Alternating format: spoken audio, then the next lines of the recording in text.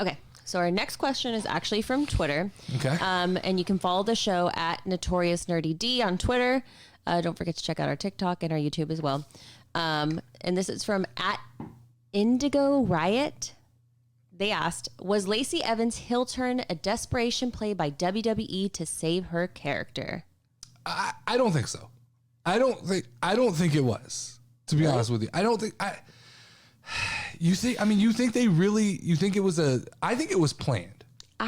If I go back and look at this from the very beginning, it's never made fucking sense. You think it was planned from the beginning? Yes. I think all along that they planned on her being a heel. I don't think, like, they had to know after the first couple promos, and we talked about it on this show, like, I don't fucking get it. Like, what is this?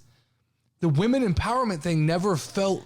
But can I say something? Yeah. Like, I'm actually on the opposite thought of it. Like, I think that they thought they were going to get a pop from the women empowerment thing, like women are empowered and blah, blah, blah, whatever. And when they got no crowd reaction, at that point, they were like, dude, we got to do something. Like, so if you look at SmackDown's roster, there's no heels in the women's division.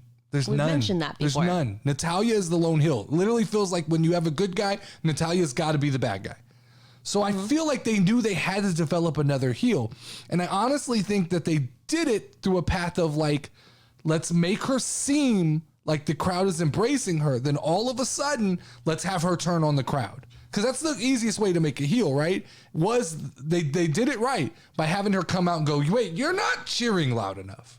And she went back and came out again. And she goes, that's still not loud enough. And then she turned on Aaliyah. I think that had to be planned from the beginning.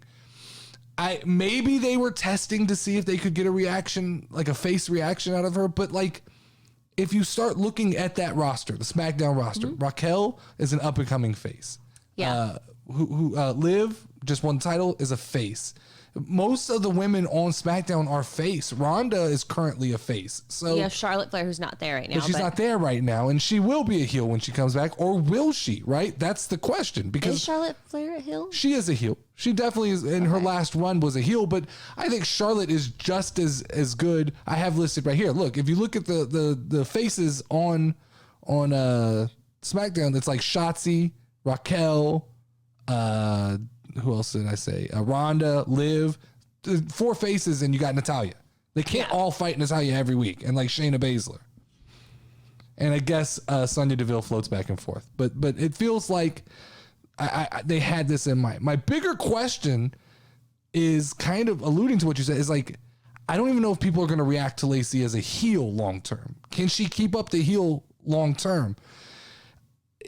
Can she just come out and shit on the crowd every week? It's the same thing I say about, like, Liv Morgan. Liv Morgan can't come out and continue to cut the promo. How excited I am to be champion. When I was 4 years old, just held this. I don't know how long Lacey Evans can come out and go, you guys don't cheer me enough, and I deserve to be cheered. I think that works better than it does for Liv, but it feels to me like Lacey's going to develop go away heat. Like, the crowd just, like, we don't want to see you.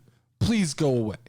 Yeah. But another question I have too is, with all the talent on the women's roster, how do we only have 2 titles? How is this a thing? Like, how is there only 2 titles for all of this talent? We have Shotzi, Lacey, Raquel, Alexa, Asuka, Rhea Ripley, and then 2 titles. I said Alexa Bliss.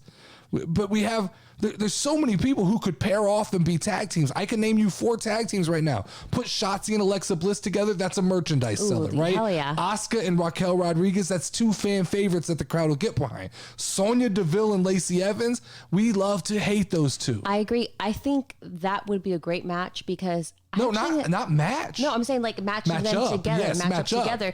Because I actually like Sonya Deville, and it may give some likability to Lacey. Well, Sonya's a good bad guy. And then you already have Doudrop and Nikki Ash. Hey, WWE, there's your tag team tournament. Do it. There's your tournament. There's 4 teams with people who have nothing going on currently. You don't have anything going with Alexa Bliss. You don't have anything really going for Asuka and Raquel. You don't have anything going for Sonya and Lacey Evans. Let's get those belts out of the closet. I know Sasha and Naomi tarnished them a little bit, but let's wipe them off. Let's put them back on the table, and let's have this tournament you talked about like 6 weeks ago. But here's the talent. It all exists. I petitioned for this big, massive tournament. At this point, I'll take a 4-team tournament. Go for it. You've got 2 weeks before SummerSlam. That's fucking perfect. One match this week, one match next week, and they face off at SummerSlam. That would be pretty cool. All right, what else you got for me? All right.